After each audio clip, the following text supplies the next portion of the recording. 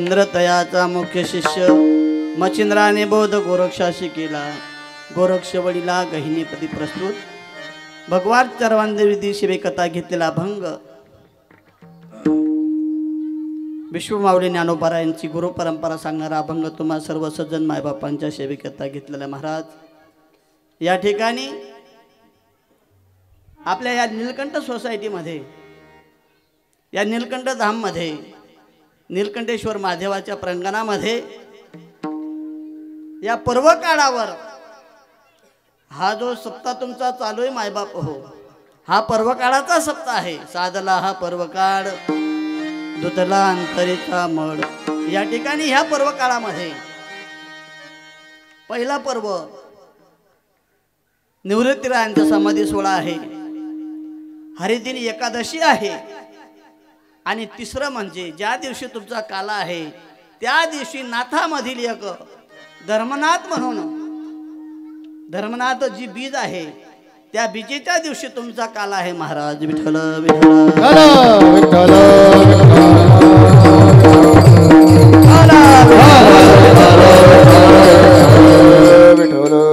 या ठिकाणी सर्व ग्रामस्थ मंडळी तसेच नीलकंठ धाम मधील सर्व जेवढी कॉलनी आहे सर्वांच्या या आतक परिश्रमाने या ठिकाणी चालत असणारा हा अखंड हरिनाम कीर्तनी सप्ताह तुम्हाला ज्यांचं कुशल असं मार्गदर्शन लाभलेलं आहे. वंदनीय पूजनीय आमचे लहान गुरु बंधू हरिभक्त पारायण वंदनीय पूज्य आमचे स्वप्नीलजी महाराज गिरडकर दादांनो, तुम्हाला या ठिकाणी चांगलं व्यक्तिमत्व भेटलेलं आहे. या ठिकाणी 9-8 दिवस तुमच्या सप्त्यामध्ये या ठिकाणी ह्या हरिकीर्तनामध्ये या धर्ममंडपामध्ये स्वतःच्या कीर्तनांना तिलांजली देऊन या ठिकाणी महाराज 8 दिवस तुमच्या गावाला थांबणार आहेत महाराज. या पर्वकाळावर एकही महाराज घरी सापडत, परंतु तुमच्या सर्वांच्या प्रेमापोटी या ठिकाणी या 7व्या वर्षामध्ये तुमचं पदार्पण झालेलं आहे. नीलकंठेश्वर भगवंताचा तुमच्या सर्व परिवारावर या ठिकाणी सर्वांवर मोठा आशीर्वाद आहे. आणि त्या आशीर्वादाच्या बळावर तुम्ही हा जे धर्म कार्यामध्ये, हे जे सभा मंडपामध्ये धर्म कार्यामध्ये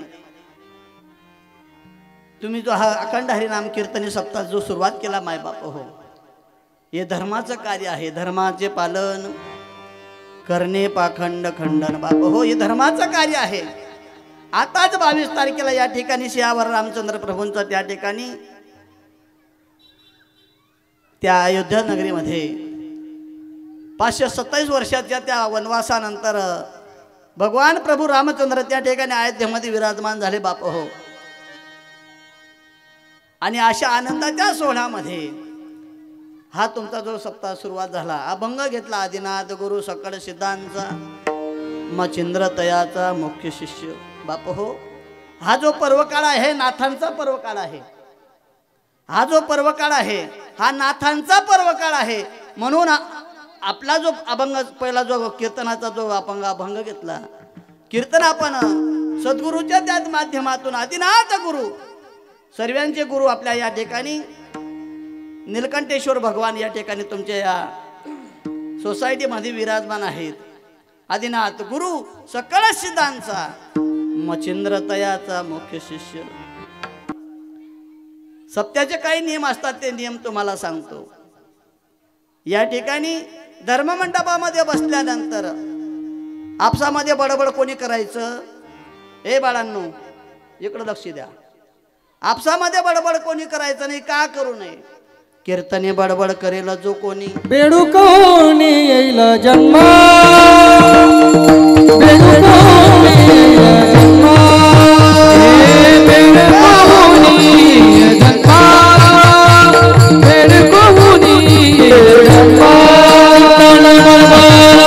करेल जो कोणी कीर्तने बडबड करेल जो कोणी, कीर्तने बडबड करेल जो कोणी,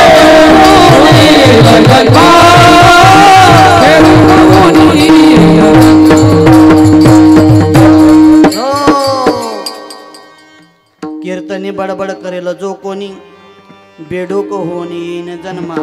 दादांनो मी तुमच्या धर्माचा आहे, तुमचा आहे. दादा असं बन बन कराय ना हो, कमी करा ना थोडंसं. काय मला काय दुमजत नाही, थोडासा आवाज कमी राहू दे, माफ करा बरं.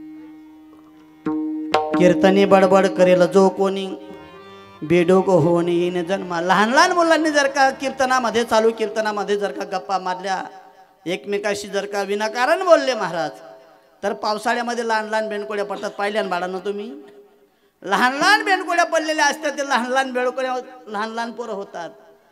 आणि मोठे मोठे माणसं, बरोबर आहे का नाही, म्हाताऱ्या बाया असतील, तरुण बांधव असतील, तरुण भगिनी असतील, जर का आपसामध्ये चर्चा केली तर सोन्या डेडूर झाल्याशिवाय राहत. सोन्या डेडूर हा म्हैसना पाळला लागत कोकास वाय वाय वाय, बरोबर आहे का नाही. माझ्या धर्माचे लेकर, माझ्या धर्माचे जे लेकर आहेत, माझ्या धर्माचे जे माझे गुरुबंधू आहे, माझे माता पिता आहेत, ते बेडकाच्या योनीमध्ये पुढच्या जन्मी जाऊ नये म्हणून कीर्तनी बडबड करेल जो कोणी बेडूक होऊन येईन जन्मा. कीर्तनामध्ये बडबड करता कामा, बरोबर आहे का नाही. कीर्तनामधून कोणी उठून जाता कामा नये. दादांनो इतर धर्मांची जी शिस्त असते, वरती बसलेल्या बाल्कनीवाल्यांना सांगू इच्छितो दादा,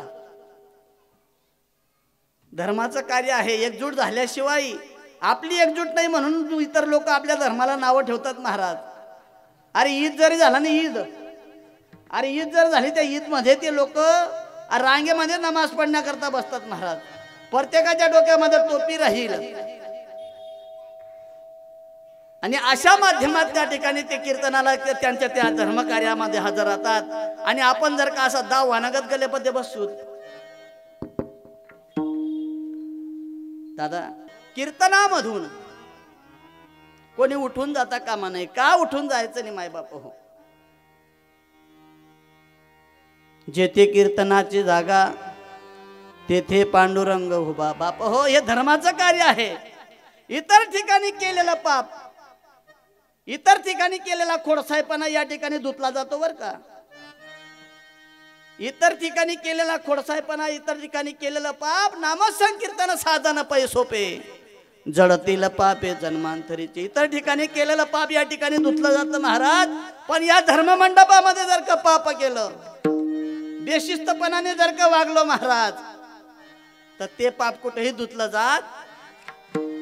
म्हणून बापांना, तुम्ही सर्व माता भगिनी असतील, पुरुष मंडळी असतील, माझे तरुण बांधव मित्रमंडळी असतील, पापाचे वाटेकरी, पापाची भागीदार होऊ नये म्हणून ही इंटिमेशन ठल विठल विठ्ठल विठ्ठल विठ्ठल विठ्ठल विठ्ठल विठ्ठल. आदिनाथ गुरु सकळ सिद्धांचा मच्छिंद्र तयाचा मुख्य शिष्य बाप हो. या ठिकाणी जे ब्रह्मनाम आहे, जो बीज मंत्र आहे, तो बीज मंत्र ज्ञानोबा रायांपर्यंत कसा आला महाराज, याला मालिक आहे, याला परंपरा आहे. आणि ती परंपरा भोले बाबांच्या दरबारामध्ये आपला सप्ताह आहे. आणि त्या दरबारामध्ये आज भोले बाबापासून आपल्याला सुरुवात करायची आहे. ज्याची खावी पोळी त्याची वाजवावी टाळी, बरोबर आहे का नाही. ज्याच्या दरबारामध्ये आपला अखंड हरिनाम कीर्तने सप्ताह चालू आहे, ज्या तिथीवर आहे, म्हणून त्या ठिकाणी एकदा काय झालं महाराज, भगवान भोले बाबा ध्यानस्थ बसलेले होते. आणि ध्यानस्थ बसलेले असताना इकडे पार्वती आई साहेबांकडे नारद महर्षी गेले. नारद महर्षी गेल्यानंतर नारद महर्षींनी महाराज म्हणे, आई भगवान भोले बाबा ध्यानस्थ अवस्थेमध्ये बसतात आणि ते ध्यानस्थ अवस्था तुला सांगितली का ग. म्हणे नाही बाबा, कधी कधी अर्धोमिली डोळे राहतात, डोळ्यांना अश्रू येतात, कधी कधी अंगाला थरकाप सुटतो आणि सतत काहीतरी भगवंताच्या नामस्मरणामध्ये निमग्न राहतात. म्हटले आई तुला सांगितलं का नाही, जी हिताची गोष्ट आहे आई साहेब, ती हिताची गोष्ट भोले बाबांनी तुमच्यापासून लपवून ठेवलेली आहे. आता नारद महर्षींनी कड लावून दिली महाराज. नारद महर्षी निघून गेले आणि नारद महर्षी निघून गेल्यानंतर भगवान भोले बाबा त्या ठिकाणी आले आणि आल्यानंतर भगवान भोले बाबांना पार्वती साहेबांना विचारणा केली, तुम्ही सकळांचे मुकुटमणी निरंतर असतात कोणाचे ध्यानी, हा चंबा माझे मनी वेळी वेळी होत असे. बाप हो, त्या ठिकाणी आई साहेबांनी विचारणा केली भोले बाबांना की तुम्ही देवाजी देव महादेव आहेत आणि तुम्ही माझ्यापासून माझी हिताची गोष्ट लपवून ठेवली आहे, चोरून ठेवलेली आहे. म्हणे नाही ग, तुझ्यापासून आतापर्यंत मी काही चोरून ठेवलेलं नाही. हो, माझ्या हिताची गोष्ट तुम्ही चोरून ठेवलेली आहे. म्हणे तुम्ही दररोज डोळे लावून जेव्हा चिंतनाला बसतात आणि ध्यानस्थ बसले असताना तुम्ही नेमकं कोणत्या देवाचं नामचिंतन करतात? तुम्ही सकळांचे मुकुटमणी निरंतर असतात कोणाचे ध्यानी आणि हा चंबा माझे मनी वेळोवेळी होत असे. त्या पार्वती आईसाहेबांनी त्या ठिकाणी त्या भोले बाबांना प्रश्न केला आणि प्रश्न केल्यानंतर त्या ठिकाणी भोले बाबा म्हणाले, बाई मी ज्या देवाचं चिंतन करतो, ज्या भगवंताचं चिंतन करतो तो देव तुझ्या जवळ सुद्धा आहे. देव आहे, देव आहे, हृदय मंदिरे शोधून पाहे. तो भगवान परमात्मा तुझ्या शरीरामध्ये सुद्धा विराजमान आहे आणि माझ्या सुद्धा शरीरामध्ये विराजमान आहे. सर्व गाठी राम देहा देही एक, सर्व गाठी राम देहा देही एक, सर्व गाठी राम देहा देही एक, सर्व गाठी राम देहा देही एक. सूर्य प्रकाशात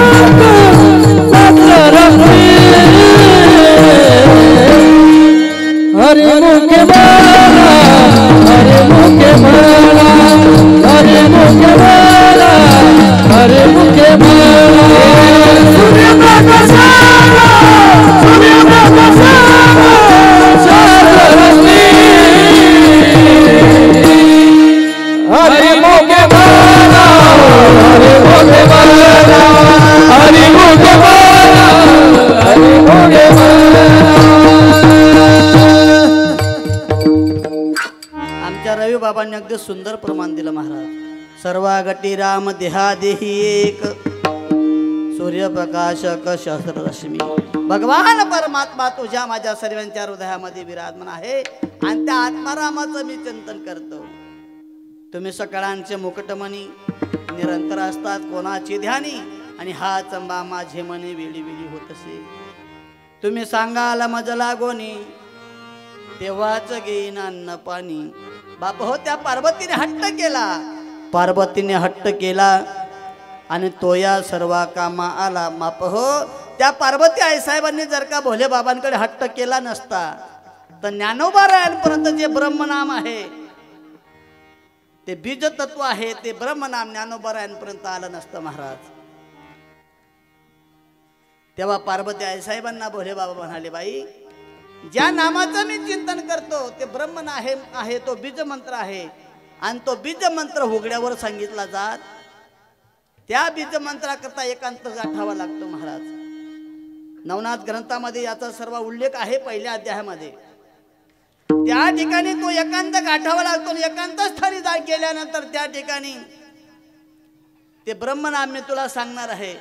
त्यावेळेस महाराज पार्वती आईसाहेबांना भोले बाबा त्या क्षीरसागराच्या तीरावर, यमुना माता आणि क्षीरसागर त्यांचा जिथं संगम आहे, अशा संगमाच्या तीरावर त्या ठिकाणी भगवान भोले बाबा पार्वती आईसाहेबांना घेऊन गेले आणि आईसाहेबांना घेऊन गेल्यानंतर त्या ठिकाणी त्या पार्वती आईसाहेबांच्या कानामध्ये शक्तीच्या कर्णद्वारी ब्रह्मनाम सांगे त्रिपुरारी.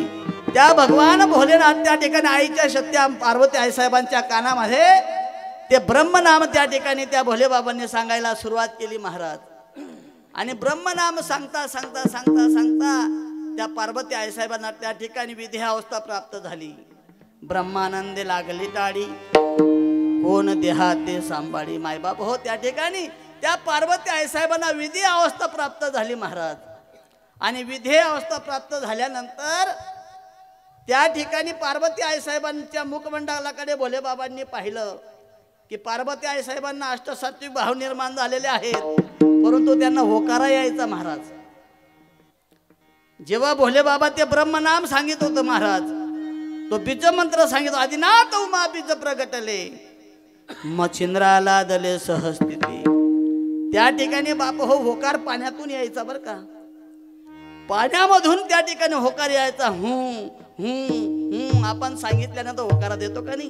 कोणी जर का काही गोष्ट सांगत असेल किंवा फोनवर काही चर्चा चालू असेल तर माणूस हो करतो, बरोबर आहे का नाही? असा होकारा त्या ठिकाणी ते पाण्यातून येत होता महाराज. आणि इकडे पार्वती आई साहेबांकडे जे पाहिल्यानंतर त्यांना अष्टसात्विक भाव निर्माण झाले होते. अरे मोहिनी कशी घातली गुरुना,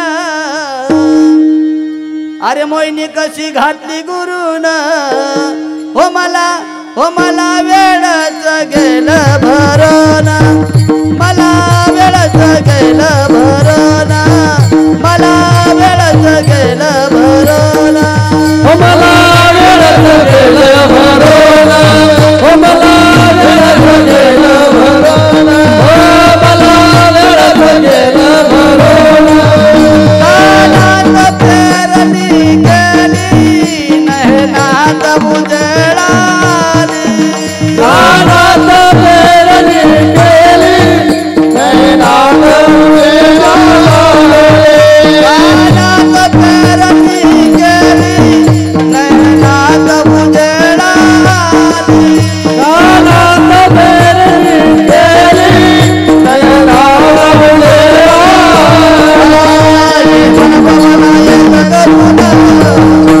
ये मन भवना एक करुणा, हो मला वेळच गेलं भरणा, मला वेळच गेलं भरणा, मला वेळच गेलं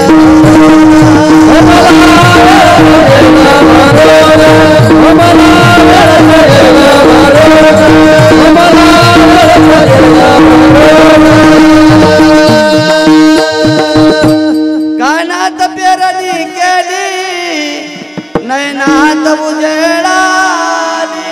बाप हो, भोले बाबाने त्या पार्वती आई साहेबांच्या कानामध्ये पेरणी केली महाराज.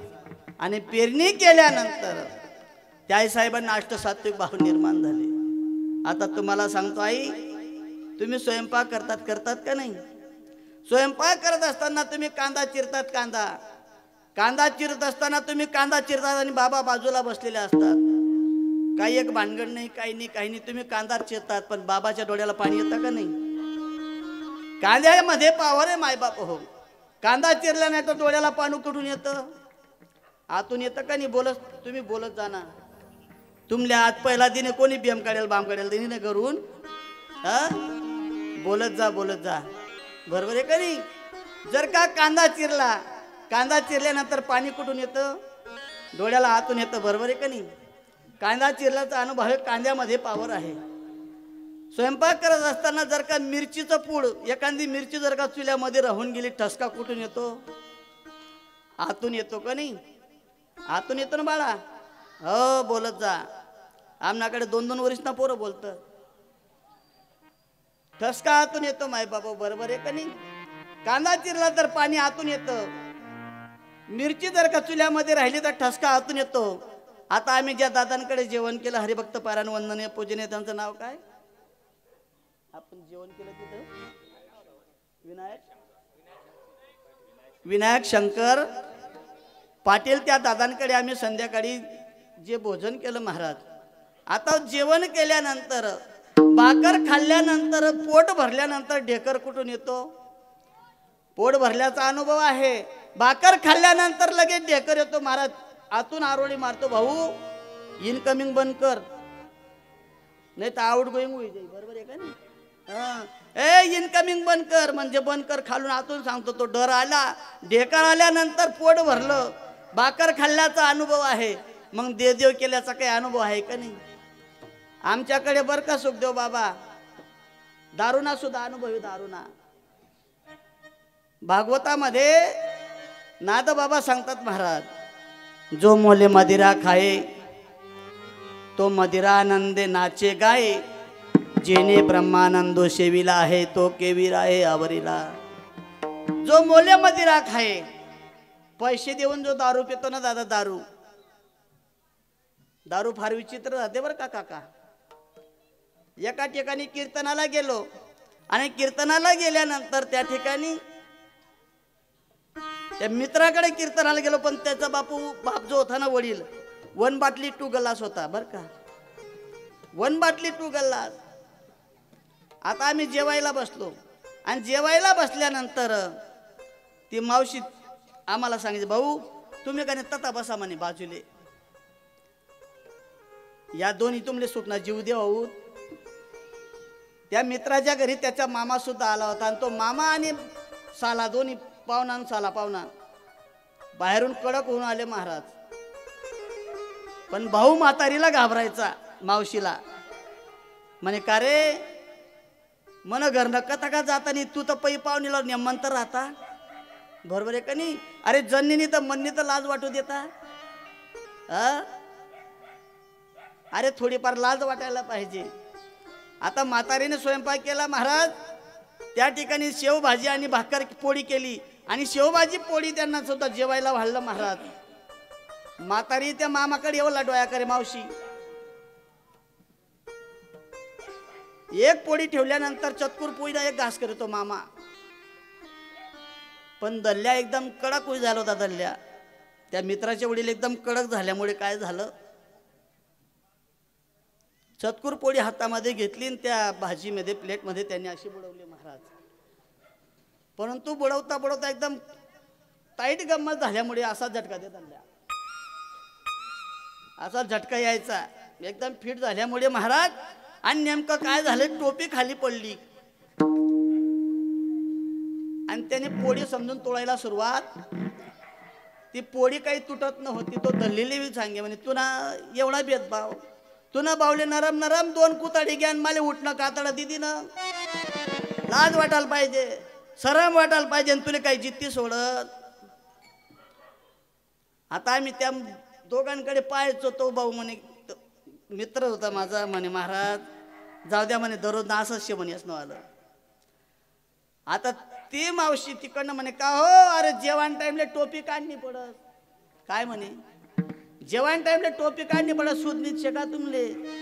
त्याने तसाच बचपचा हात धरलेला इथं लावला. म्हणे टोपी कधी गई, म्हणे टोपी कधी गई. टोपीने सुद्धा सुदनी मावशी तिकडनं आली आणि त्या प्लेट मधून त्या भाजीना ताटली माहिती टोपी काढी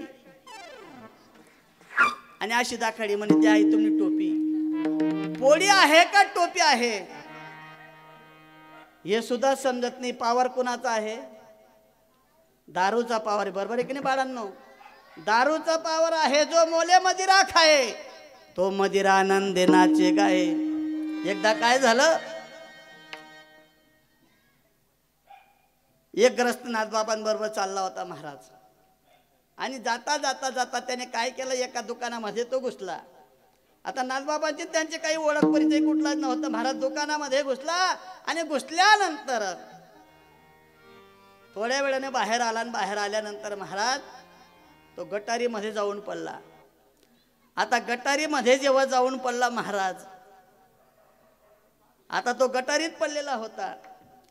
नाथबाबांनी मनामध्ये विचार केला, याने ह्या दुकानामध्ये काहीतरी शिळं पाकोडं खाल्लं आणि याची अशी अवस्था झाली.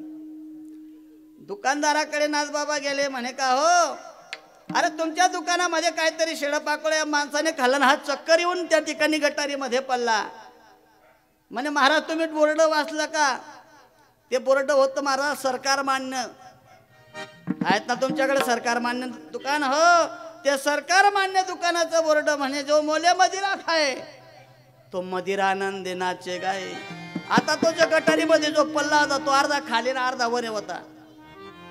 आणि उन्हाळ्याचे दिवस महाराज, आणि उन्हाळ्याचे दिवस असताना त्या ठिकाणी त्या गटारीमध्ये डुक्कर बसलेलं होतं. काय डुकराला वाटलं काहीतरी आपल्या अंगावर पडेल म्हणून डुक्कर बाहेर निघाला महाराज. आणि जेव्हा डुक्कर पाण्यामधून गटारीमधून बाहेर निघतं ना दादा, ते काय करतं, पहिले अंग असं झटकिलेस, वासुदेव बाबा म्हणत पहिले अंग झटकिलेस म्हणेन, मग एखादा दगड देखस, लाकूड देखस, नाही तर लाईटला खांबा देखस, असं अंग पुस असते. गटारीचं गाऱ्याचं भरलेलं अंग पुसतो महाराज. त्याने जागी युटर्न मारली ना तटे कोठे, हा भाऊच्या पडेल होता तटे. युटर्न मारल्यानं त्याला वाटलं दगडे काहीतरी पडेल, त्याने लावला अंग पुसणं. त्याने जेव्हा असा मागे हात केला, मागे हात करून त्या बाणाटनात मग शेपूट सापडी गी. काय सापडली? शेपूट सापडली. शेपूट आता डुक्करनी शेपूटची का बाईनी येणी आहे सुद्धा त्या बाणाट्या समजे. बंड्यान माय म्हणे तू दररोज जुडा घाले ना, आज येणे कस काय घाली? डुक्कर आहे का बाईची विणी आहे हे सुद्धा सुधरात. हा पावर दारूच आहे महाराज. जो मोल्या मदिरा खाए तो मदिरा आनंद नाचे गाये. दारू गांजा मत पियो यारो, हाँ दारू गांजा मत पियो यारो, अक्कल गुम हो जाती है, अपने पलों को पैसा खर्च कर मुट्ठी में मिट्टी आती है, मुख में मिट्टी आती है। दारू गांजा मत पियो यारो, दारू गांजा मत पियो यारो, अक्कल गुम हो जाती है, अपने पलों को पैसा खर्च मुख में मिट्टी आती है, मुख में मिट्टी आती है।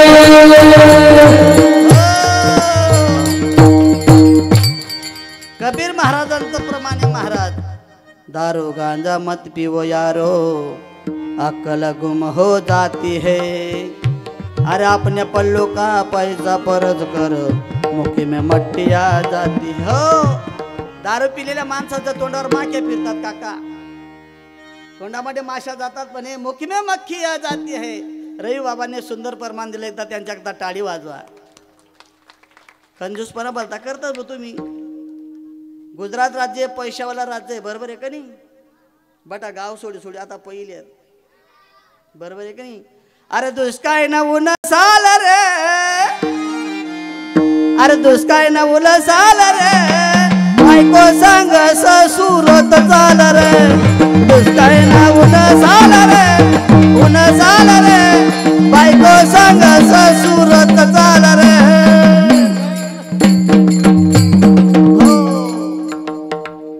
गाता मासला नाही बरं, तुम्ही सकाळचा आम्हाला बरोबर आहे का नाही? एवढं पैशावाला राज्य राहून तुम्ही तर टाय वाजाल कोणती सोबत वाजवा जोराने टाळी।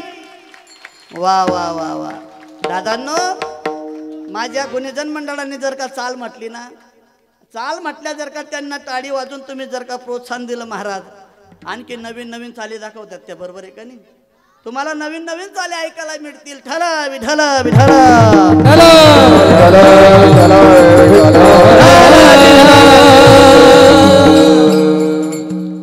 रवी बाबा म्हणवो भगवान बाबा का हारभरा झाडवर चला राय ना आमले, हारभराना झाडवर चढा सारखा त्या नीत बरं। ठल विठल विठल बाप हो, त्या ठिकाणी त्या पार्वती आई साहेबांना भोले बाबांनी तो अनुग्रह दिला, आणि भोले बाबांनी अनुग्रह दिल्यानंतर ते ब्रह्मनाम त्या ठिकाणी माश्याच्या पोटामध्ये विष्णू परमात्माने त्या ठिकाणी अवतार कार्य केलेलं होतं, आणि त्या विष्णू परमात्माने त्या ठिकाणी पोटामध्ये ऐकलं ना, ऐकल्यानंतर भगवान भोलेनाथाने शाप दिला, म्हणजे बाळा तू कोणी असतील, देव असतील, यक्ष असतील, किंदर असतील, गंधर्व असतील, कोणी असेल, हे नाम तू ब्रह्मनाम चोरून ऐकलेलं आहे, तुला फलद्रूप होणार। हेच ब्रह्मनाम घेण्याकरता तुला बद्रिकाश्रमाला जावं लागेल। माशाच्या पोटामध्ये जे अंड होतं महाराज, त्या माशेने ते अंड, त्याचा काल पूर्ण झाल्यानंतर त्याने अंड विसर्जित केलं, आणि अंड विसर्जित केल्यानंतर बाप हो त्या ठिकाणी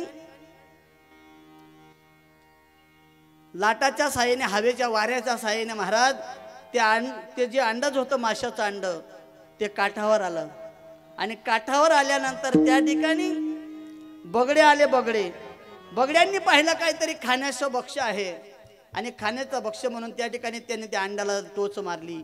टोच मारल्यानंतर ते अंड्याचे दोन भाग झाले, आणि त्या ठिकाणी महाराज असं लहानसं गोंड असं बाळ त्या अंड्यामधून बाहेर निघालं महाराज, आणि रडण्याचा आवाज जेव्हा त्यांनी ऐकला, आणि ऐकल्यानंतर सर्व पक्षी उडून गेले महाराज, आणि त्या ठिकाणी कामिक नावाचा कोळी मासे पकडण्याकरता आला, आणि त्या कोळी दादाने जेव्हा ते मासे पकडण्यात येण्यात आल्यानंतर जेव्हा ते लहान पोरग रडताना पाहिलं, आणि पाहिल्यानंतर महाराज अंतकरण गदगद झालं।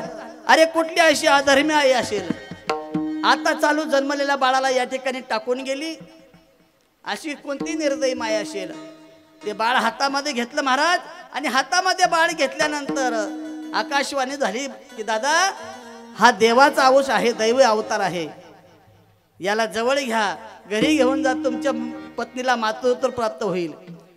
महाराज कामिक कोळी घरी घेऊन आला आणि घरी घेऊन आल्यानंतर महाराज त्या ठिकाणी मच्छिंद्रनाथ लहानाचे मोठे झाले आणि मच्छिंद्रनाथ लहानाचे मोठे झाल्यानंतर एकदा काय झालं, हे आमचे महाराज आहेत ना, या महाराज पुढे. मच्छिंद्रनाथ एवढे झाले बरं का. एवढे झाल्यानंतर बापाला सांगितलं, बाबा मी मासे पकडण्याकरता तुमच्या बरोबर येतो. मासे पकडण्याकरता बाबांबरोबर गेले.